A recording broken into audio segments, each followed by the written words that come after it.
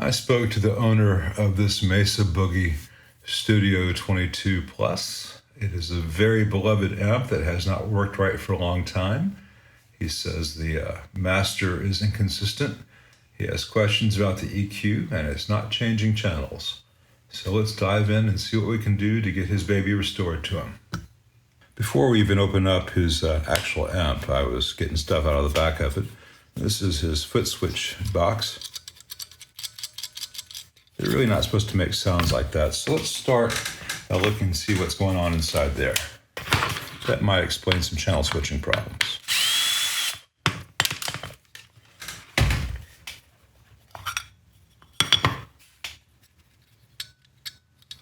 All right, that's just the LED bracket moving around on there.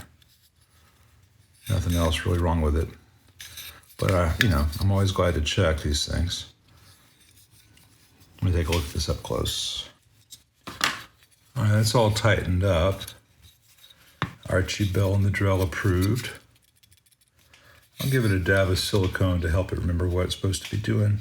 The wire to the LED was contacting this other bit of bus wire. So that might have been the problem with foot switching. Let me measure that real quick with my meter and make sure that jack is good and tight.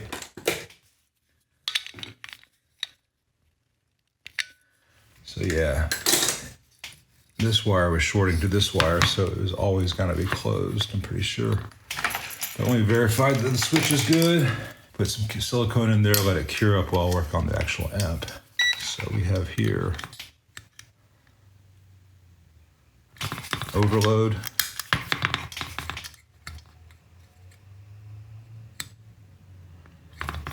0.2 ohms. That switch is fine.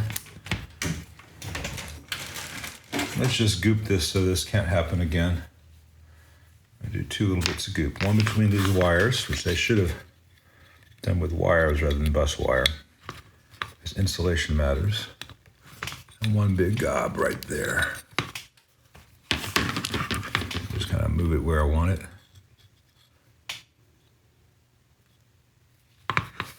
Boy, that smells good. All right, not my prettiest work, but the goal there is structural support and insulation.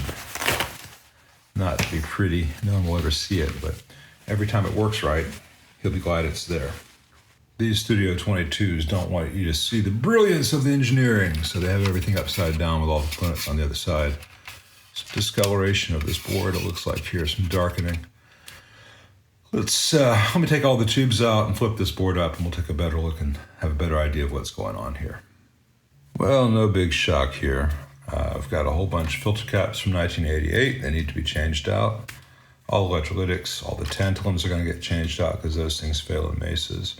I've got a lot of heat discoloration on the board here by these 2-watt carbon composites because Mesa loves using crappy carbon composites in their power sections. Given how few parts are in this amp and how much the owner likes it, I'm going to upgrade some of the 400 volt orange drops to 630 volt orange drops. All the resistors in the power supply will get replaced with metal oxides and metal films and carbon films and things will be mounted off the board to dissipate heat better. Everything will get a good cleaning. The foot switch jack was physically not very good. It's this one. And these are crappy little jacks, and the connections on the input jack are just barely hanging on. I'll replace those with some real Switchcraft open frame jacks. A whole bunch of dust came out of this when I opened it up, and now I've got the sneasels. I'll try to spare you that. It's quite a thing. And there's just a little bit of cement there that was on this capacitor and also on this tube socket.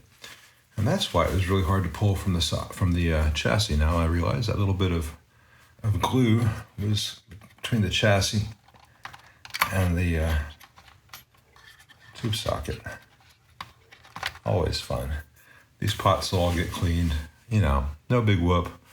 and the guy will have his beloved amp back better than ever and less prone to this kind of predictable failure.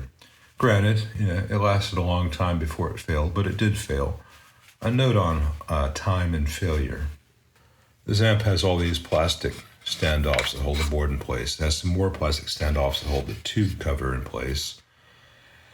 And as that plastic gets hot and ages, it gets very brittle. One of the standoffs that snaps the tube cover back in place actually broke, which is pretty typical. This is not serious, long, heavy-duty use kind of stuff. I'm gonna see if Mesa has the replacements for those still. They didn't make them. They just ordered them from whichever vendor makes them. Hopefully they still got a couple 100,000 in a bag somewhere, and I can just replace those all out for the owner. These aren't as crucial. The ones that hold the tube shield in place, a little more so, though. If I need to, I'll just remove the tube shield, and the tubes will just be free balling. But I guess this is far enough into the video that I can say that they're not my favorite amps. But if you have to have a Mesa, the Studio 22 is one of the least catch on fire and burn your bank account models they offer.